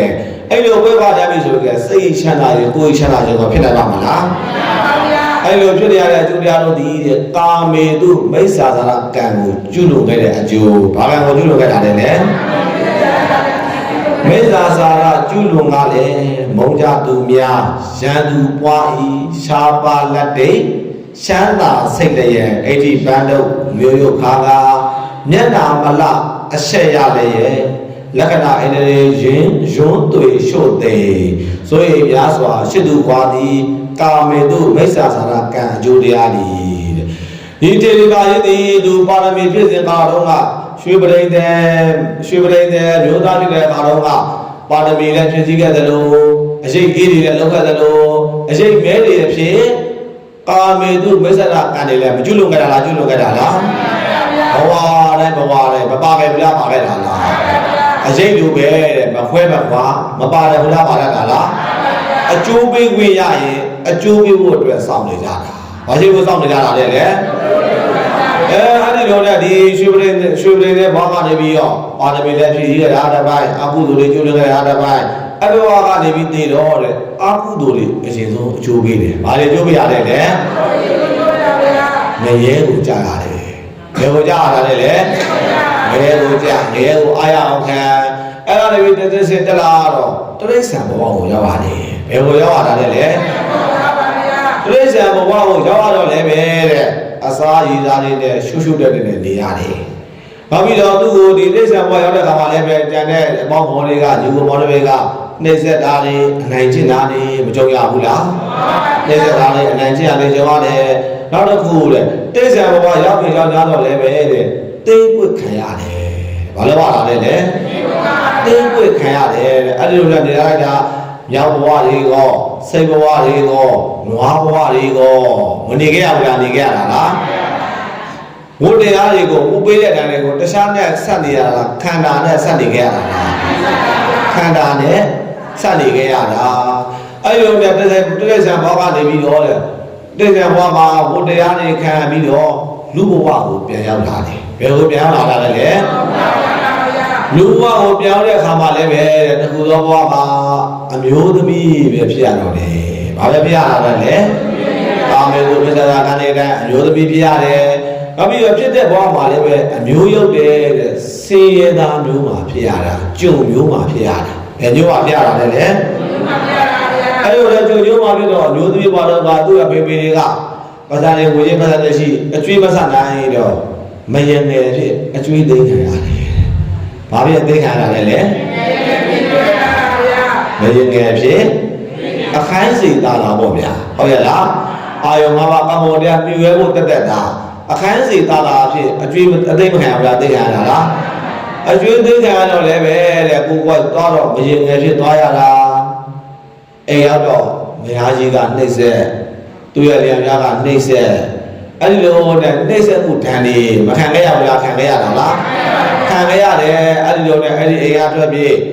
နောက်တော့ထွက်ပြေးနေတဲ့လမ်းမှာအကူကြီးရတော့ရကြသေးတဲ့တရောင်းစားနဲ့အိမ်တော်ရတာဘယ်သူလဲအိမ်တော်ရတာလဲထွက်ပြေးတယ်ပူရမယ်ကြရမယ်ဆိုတော့နေတဲ့တရောင်းစားနဲ့အိမ်တော်ကြရောပေါ့အဲ့ဒီလိုနဲ့အတူတူတောင်းစားရောဗျာနေရာလိုက်တာမကြပါဘူးဒီတရောင်းစားကလည်းပဲဒီကာမေတုဝိသရကံနေပါလာတဲ့အမျိုးသမီးတွေကြားရပြီဆိုတော့တောင်းစားလို့လည်းမရတော့ဘူးအစေမပြေတော့ဘူးရှမ်းသာစိတ်ဤသူရရတဲ့ချမ်းသာတွေမလျော့သွားတတ်ဘူးလားလျော့သွားတတ်တာလားကာမေတုဝိသရကံနေအကျိုးပေးအရေးပမာအကျိုးပေးဝင်ရနေပြီဆိုတော့ဒီခန္ဓာနဲ့ကြည်အောင်ပေပေပန်းပန်းစင်စင်ရဲနဲ့မဆက်နေရဘူးလားဆက်နေရတာလားဘယ်လိုလဲနောက်ဆုံးတော့သူ့ကိုတရောင်းစားကတော့မပေါင်းနေတော့ဘူးပေါင်းနေပါမလားဒါတော့တော်ဆိုးသွားပြီဟုတ်ရဲ့လားတောင်းစားတာရဲ့လူတော်မှာရောင်းစားကတော့ကမပေါင်းရင်တော့ဘူးလေကာမေတုမိစ္ဆာသာရကံဘာကံနဲ့လဲကဲအဲ့ဒီဘာကနေပြီးတော့ဘယ်ငယ်ကိုကြအခုဘုရားရှင်ဘုရားရှင်ဂေါတမဘုရားရှင်ပုဒ်တော်မူစဉ်ကာလလေးမှာဩဇနီမြို့မှာတထေသမီးဣတိတာကြီးဆိုတဲ့အမျိုးသမီးလေးတွေမဖြစ်ရဘူးလားဖြစ်ရတာလားဒီဣတိတာရဲ့မျိုးသမီးကသူကိုယ်တိုင်ဒီဝတရားတွေကိုခံပြီးတော့သာသနာ့ဘောင်မှာယဟန်ဝဲဘေကုဏီမှာဖြစ်ပြီးယဟန္တာမရတိဖြစ်ပြီးတော့သူ့အကြောင်းတွေပြန်မပြောနေဘူးလားပြောနေတာလားပြောနေတာသူ့အကြောင်းတွေပြန်ပြောတယ်ကောင်းတဲ့အရာတော့တခုမှမရှိခဲ့ဘူးရှိခဲ့ရလားမရှိခဲ့ဘူးတဲ့ဘာကံရဲ့အကျိုးတရားတွေပြေးခွင့်ရနေရလဲဆိုတော့ကာမေတုမိစ္ဆာသာရကံရဲ့အကျိုးတရားတွေသူကျွလူခဲ့တာတဘောဝနဲ့ခံခဲ့ရတော့ငရဲကြရတယ်ငဲပါလဲများတော့ကြရတယ်ငဲကြပြီးတော့ငဲကလို့တော့တိရစ္ဆာန်ဘဝတိရစ္ဆာန်ဘဝကလည်းပဲဆင်းရဲနေပြဲမှုတွေများသွားတဲ့ဘဝမျိုးစုံမနေခဲ့ရဘူးလားတိရစ္ဆာန်လည်းပြောတော့လူဘဝရောက်လာတယ်လူဘဝရောက်လာတဲ့အမျိုးသမီးလေးဘဝနေရတယ်အကျွေးနဲ့သင်ခဲ့ရတယ်ဘယ်လိုဖြစ်နေရတယ် တော့ရောင်းစားကတော့မပေါင်းကျင်တဲ့အမျိုးသမီးတွေမဖြစ်လာဘူးလားအဲ့လိုနဲ့နေလာခဲ့တာဘုရားရဲ့ဘုရားရဲ့ပွတ်တော်မူရှင်ကားလေးပါကုသိုလ်တွေကအကုသိုလ်ကိုအကျိုးပေးခွင့်ရသွားတော့ကုသိုလ်တွေအကျိုးပေးခွင့်ရသွားတော့တထေသမီးဖြစ်ရတယ်ရုပ်ရည်ရတဲ့ရှုံးမလာပါရတယ်သာသနာတော်ကြီးတဲ့ကြုံရတယ်ဒါပေမဲ့အကုသိုလ်တွေကအကျိုးပေးခွင့်ရနေသေးတဲ့အတွက်ကြောင့်အိမ်တောင်30စားရတဲ့အဆက်တပွဲအကျိုးနဲ့တွေမဖြစ်ခဲ့ရဘူးလားကိုယ်အိမ်မှာခန်းစီတဲ့ဆင်းရဲသားသားစားဖို့မလိုချင်မှတ်တခင်မလိုချင်မရှိမှတ်တတ်တဲ့ဘဝကိုမရအောင်လည်းရောက်ရတာလားအဲ့တော့လည်းသာသနာ့ဘော်လည်းရအောင်ပါယနေ့သာသနာ့ဘော်လည်းရောက်ရဟန်းတရားတွေပွားများအားထုတ်ပါယဟန္တာဖြည်းဖြည်းပါကြီးပြီမဖြစ်သွားဘူးလားဖြစ်သွားတာလားအရေးပပါမခွဲမကွာနဲ့ကိုယ်တော်ကိုလိုက်တဲ့တရားတွေကအရေးတရားတွေကအေးတဲ့အရေးတွေလည်းရှိတယ်လို့ပူတဲ့အရေးတွေကမရှိတတ်ဘူးလားရှိတတ်တာလားအေးတဲ့အရေးဆိုတာကုသိုလ်တရားတွေပြောတာဘာတရားတွေပြောတာလဲပူတဲ့အရေးဆိုတာအကုသိုလ်တရားတွေပြောတာဘာလဲလို့ပြောရတယ်လေအဲ့တော့ယောဂီပေါင်းတော်ကောင်းတို့တွေလည်းပဲဣတိဓာတ်ရဲ့ပရိပါကြီးရဲ့သူ့ဘဝပြည့်စုံကိုကြည့်လိုက်ပေါ့အေးတဲ့အရေးတွေကပူတဲ့အရေးတွေကမနေခဲ့ရဘူးလားနေခဲ့ရတာလားသာသနာ့ဘောင်ရဲ့ရိုက်မှာဖရာရိတ်တရားရိတ်တန်ခါရိတ်ရောက်အောင်ပါအင်းချမ်းရအစစ်အမှန်ဆိုတဲ့နိဗ္ဗာန်ချမ်းသာကိုမရရှိခဲ့တာလားရရှိခဲ့တာလားအရှိတ်တမမခွဲမခွာတဲ့ကိုယ်တော်မှာလိုက်တတ်တဲ့တရားတွေအေးတဲ့အရှိတ်နဲ့ပူတဲ့အရှိတ်ဘယ်ရိတ်တွေလိုက်စေချင်ကြတော့ဒါဆိုတော့ကုသိုလ်တွေပဲပြုထားရမှာပေါ့ဟုတ်ရဲ့လားအကုသိုလ်တွေကိုဘာလို့ပြရမလဲစောင့်ကြည့်ပြရမယ်ကိုယ်တိုင်ကအကုသိုလ်တွေကိုတွေ့ကြုံမှခံစားနေပါလောကကြီးကမကောင်းပါဘူးလို့ပြောလို့ရပါမလားလောကကြီးကလောကသဘာဝတရားတွေအတိုင်းကောင်းတာလို့ရင်ကောင်းတာဖြစ်မယ်မကောင်းတာလို့ရင်မကောင်းတာဖြစ်မယ်မသိကြမလားသိကြတာလားဣတိဒါယေတိမာကြီးရဲ့ဒီနောက်ဆုံးဘဝဒီတဘဝလေးကိုကြည့်ုံနဲ့ဘုန်းတော်ဆုံးဖြတ်လို့ရပါမလားလောကကြီးကမကောင်းဘူးလို့ဆုံးဖြတ်လို့ရပါမလားဣတိဒါယေမာကြီးဒီနောက်ဆုံးဘဝလေးကိုကြည့်လိုက်တော့တန်ခါဝေယဝဆလည်းလုပ်ခဲ့တဲ့သူဣတိဒါယေတထေသမီးရှောင်းမလာပါတယ်မေယဝတရားနေရဘုတရားတွေနဲ့ကြည်ပေါ်လာပြီးလို့ကြတော့လည်းပဲနှိမ့်ဆက်မဲ့သူတွေပေါ်ပဲမရှိခင်ပဲမရှိမခင်မပေါင်းမပေါ်တဲ့ပုံတွေမပေါ်ရပါလားပေါ်ရတယ်ဒီဘဝလေးကြည့်ပြီးတော့ဩဣတိဒါယေထိမာကြီးတနာစရာကောင်းလိုက်တာလို့တော့မတွေးနိုင်နဲ့ဟုတ်ရဲ့လားသူကိုယ်တိုင်လုပ်ခဲ့တဲ့အကုသိုလ်တရားတွေသူကိုယ်တိုင်မခံရဘူးလားခံရတာလားဘုန်းတော်ဘဝအဆက်ဆက်ဆင်ကြည့်လိုက်ပဲဆိုရင်ဟောသူလုပ်ခဲ့တဲ့အကုသိုလ်တရားတွေဒီဘဝမှာခံရတာနဲတောင်နေသေးတယ်ပြောအောင်ပါဟုတ်ရဲ့လားသဘောပါရဲ့လားအဲ့ဒါဆိုဘုန်းတော်တွေလည်းပဲလားကိုယ်တိုင်ကိုယ်ကြအကုသိုလ်တရားတွေနဲ့တွေ့ကြုံပြီဆိုရင်တော့ဩဒီကုသိုလ်တရားတွေကအကျိုးရမပေးဘူးလားပေးပါဗျာအဲ့ဒီလိုတန်တရားမဝင်လို့မဖြစ်သေးဘူးဟုတ်ရဲ့လားယုံမတန်တရားဝစီကိစ္စတွေဝင်သေးရဲ့လားမပါဘူးတဘောဝါလည်းဆုံးဖြတ်လို့မရဘူးကြားလိုက်ပါမလားပေါ်လို့တော့ပါယောဂီတွေရဲ့နောက်မှာအရေးဆိုတာရှိတယ်မရှိဘူးလားရှိတာလားအလင်းရောက်ရှိတော့အရေးတွေမပေါ်လာဘူးလားအဲ့ဒီလိုပဲတဲ့ကုသိုလ်ရိပ်အကုသိုလ်ရိပ်အေးရိပ်ပူရိပ်အရေးဖြူရိပ်အရေးမဲတွေအကျိုးပေးလို့ရတယ်အကျိုးပေးတော့ဘာလို့ရလဲလဲစောင့်နေတာဟုတ်ရဲ့လားကိုကအကုသိုလ်တစ်ခုကျူးလို့မရပြီဆိုရင်ဒါအကုသိုလ်တွေအကျိုးပေးဖို့ခေါ်ရတဲ့အတူတူပဲကိုကကုသိုလ်တွေကျူးစားပွားများအားထုတ်တွေကကုသိုလ်တရားတွေအကျိုးပေးဖို့ခေါ်ရတယ်မတူဘူးလားတူရလားအဲဒါကြောင့်ဆရာတော်ကြီးတွေဆုံးမကြတာဟောဒုက္ခတစ်ခုတွေ့တိုင်းကုသိုလ်တစ်ခုပြုပါတဲ့ဘာတစ်ခုတွေ့ရင်ဘာတစ်ခုပြုရမယ်ဒုက္ခတစ်ခုတွေ့တိုင်းကုသိုလ်တစ်ခုပြုပါ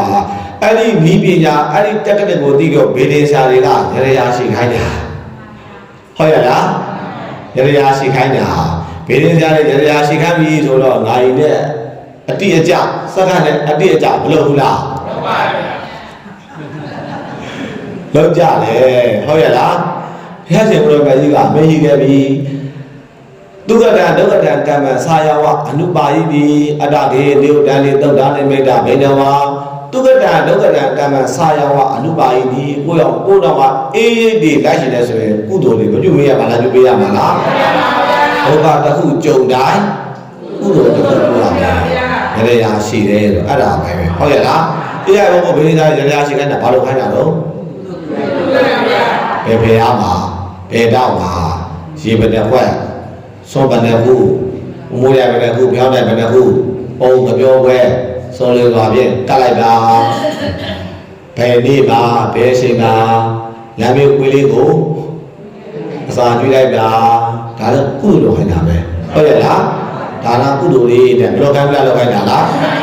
ဘယ်အဲ့ဒါဆိုဘုန်းတို့ယောဂီမောင်တော်မောင်တွေကလည်းပဲဘေးရဆရာတွေပြောတဲ့အတိုင်းယနေ့ရရှိတဲ့အနေနဲ့ပေါ့ဗျာဟုတ်ရဲ့လားယနေ့ရရှိတာပဲဘုန်းတို့လိုလေပြီးတော့အတိတ်ကာလတုန်းကအဝိဇ္ဇာတဏဥပါဒံကိလေသာဝတ္တေမရှိခဲ့ဘူးလားရှိခဲ့ရလားအဲ့တော့ရှိခဲ့တာလဲဆိုတော့နိဗ္ဗာန်မှာမမြင်နိုင်သေးဘူးနိဗ္ဗာန်မှာမရောက်ဘူးဆိုရင်ကိုယ့်ရဲ့ငယ်ကောင်းနေဖြင့်တဏှာဆက်ဆက်မှာပါလာတဲ့အဝိဇ္ဇာတဏကာဥပါဒံဆိုတော့ကာမကိလေသာဝတ္တေမရှိဘူးလားရှိရလားကိလေသာတွေကခိုင်းတဲ့အတိုင်းမတော်မဆိုင်လုပ်ပြီးသင်္ခါရကာမဘဝကာမဝတ္တေဘယ်လိုကြောင့်လဲလောက်ကြပါလားကိလေသာဝတ္တွေကခန္ဓာအတိုင်းကာမဝတ္တွေလောက်တဲ့အတွက်ကြောင့်ယခုဘဝမှာခန္ဓာ၅ပါးအဖြစ်ဝိပါကဝတ္တွေရခဲ့တာဘာဝတ္တွေရခဲ့တာလဲဝိပါကဝတ္တတရားကိုပြောလားခန္ဓာ၅ပါးကိုပြောတာလားခန္ဓာ၅ပါးရတော့ပဲရှမ်းသာရလားဆင်းရဲရလားရှမ်းသာနဲ့မှုနဲ့ဆင်းရဲမှုဘယ်ဟာတွေကအများဆုံးတွေ့ရှိကြတာလဲဘုရားခုဘဝခန္ဓာ၅ပါးရလာပြီဆိုရင်ရှမ်းသာနဲ့ဆင်းရဲဘယ်ဟာတွေအဖြစ်များကြတာလဲဒီခန္ဓာဆင်းရဲတွေလိုချင်သေးရဲ့လားအတန်လာတိုးတယ်လူတွေကလည်းရှိနေသေးတယ်လေခန္ဓာဆင်းရဲတွေလိုချင်သေးရဲ့လားမလိုချင်တော့ဘူးဆိုရင်အကြောင်းတရားတွေဖြတ်ရမယ်အကြောင်းတရားတွေတခြားနဲ့ဖြတ်ရမှာလားဉာဏ်နဲ့ဖြတ်ရမှာလားကာမဟုတ်တယ်ဘလို့တော့နဲ့ဘာလဲဘလို့တော့နဲ့လဲကာမဟုတ်တွေကဘသူကခိုင်းတာလဲဆိုတော့ကိလေသာဝတ္တွေကခိုင်းတာအဝိဇ္ဇာတဏှာဥပါဒံကိလေသာဝတ္တွေကမခိုင်းဘူးလားခိုင်းတယ်လေဝတ်တဲ့အောင်ပါဝတ်လည်းနေအောင်ပါတန်တရာနေအောင်ပါတန်တရာလည်းမလဲခြင်းတော့ဘူးဝတ်လည်းမသိခြင်းတော့ဘူးအခုခန္ဓာဒုက္ခလည်းမတွေ့ခြင်းတော့ဘူးဆိုရင်ဉာဏ်နဲ့ဖြတ်ရတော့မယ်ဘာနဲ့ဖြတ်ရတော့ဘာလဲလဲဉာဏ်နဲ့ဖြတ်တယ်ဆိုတာဉာဏ်ခိုင်းတဲ့အတိုင်းမလုံးဝမလားလုံးဝမလားဘုရားတိုင်းနဲ့တရားနာနဲ့တရားထုတ်တယ်ဘသူကခိုင်းတဲ့အတိုင်းလုပ်ကြတာဉာဏ်ခိုင်းတဲ့အတိုင်းလုပ်လို့ရတာဉာဏ်နဲ့ကိလေသာတွေဖြတ်ကာမဝတ္တေရပြီဝိပါကဝတ္တေမသိရလေရောအမထုတ်ကြရမှာလားအထုတ်ကြရမှာလားအထုတ်ကြဖို့ဆိုရင်တခြားနဲ့ပြရမှာလားဉာဏ်နဲ့ပြရမှာလားဉာဏ်နဲ့ပြဖို့ဉာဏ်လုံးတွေကြိုးစားပြီးမလုပ်တဲ့ဘူးလားလုပ်တဲ့တာလားဒီအတိလေးရစေဖို့အတွက်ဘောပါရဲ့လားဒါတော့လည်းဘုရားခုညမောကျေးဇူးဆရာဟောကြားပေးတဲ့တရားတော်လေးရဲ့နာမည်ကဘာလဲလဲအရေးပမာမခွဲခွာတဲ့အရေးပမာမခွဲခွာဘဝတိုင်းလိုက်နေတယ်ဆိုတာပစ္စည်းဥစ္စာတွေကဟောတတ်နေပါမလားဆိုရှိပါလေခင်ဗျာပါလေကိုယ့်ရဲ့ပါရမီဖြစ်တဲ့ဆိုတဲ့သမိသားဇနီးမယားလျော်သားတွေကဟောလိုက်နေပါမလားဒီလိုကအလုံးလုံးလိုက်တယ်စံလေးကုန်ဒီပဲလိုက်တယ်လေးမြန်ဟုတ်ရဲ့လားဒါကြောင့်ကိုတော့ဘဝတိုင်းလိုက်နေတာသူကတံဒုက္ကတံကုသိုလ်တွေရောမလိုက်ပါလားအကုသိုလ်တွေရောမလိုက်ကြပါလားလိုက်ကြပါလားကုသိုလ်တွေလိုက်ပါအေးရိတ်ကွာပဲအကုသိုလ်တွေလိုက်ရင်ပူရိတ်ကိုရမယ်အဲဒါအေးရိတ်တဲ့ပူရိတ်ဘယ်ရိတ်ကိုကိုကြတာတော့အေးရိတ်ကိုကိုကြတယ်ဆိုရင်ပြီးတော့ဘဝခန္ဓာကိုဉာဏ်စားပြီးတော့ဒါနပြုတဲ့အခါမှာသီလဆောက်တည်တဲ့အခါမှာဝိဝတ္တဒါနဝိဝတ္တသီလတွေစောင့်တည်ပြီးတော့နေပြရအောင်ဥပဒနာအလုပ်ဉာဏ်အလုပ်များကိုကြိုးစားမယူပွားများအားထုတ်နိုင်ကြပါစေကုန်သတည်း